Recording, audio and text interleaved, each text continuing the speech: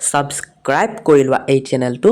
ভিডিঅ'টো এটা লাইক কৰি বেল আইকনটো প্ৰেছ কৰি দিয়া অনুগ্ৰহ কৰি সো হেল্ল' ষ্টুডেণ্টছ কি খবৰ তোমালোকৰ আশা কৰোঁ ভালেই আজি লৈ আহিছোঁ এটা নতুন ভাৱ বহলাই লিখা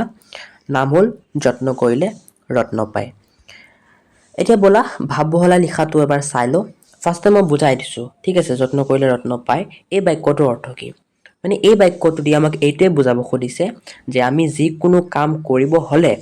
তাক যদি ভালকৈ নকৰোঁ তে আমি সেই কামটোৰ পৰা ভাল ফলাফল নাপাওঁ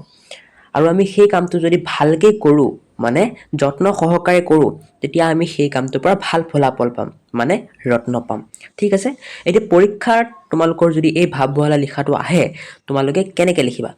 সো মই ইয়াত দি দিছোঁ তোমালোকে এনেকৈ লিখিলে তোমালোকে মাৰ্কছ পাই যাবা ভাৱ বহলাই লিখোঁ আহা যত্ন কৰিলে ৰত্ন পায় উত্তৰ যিকোনো কামৰেই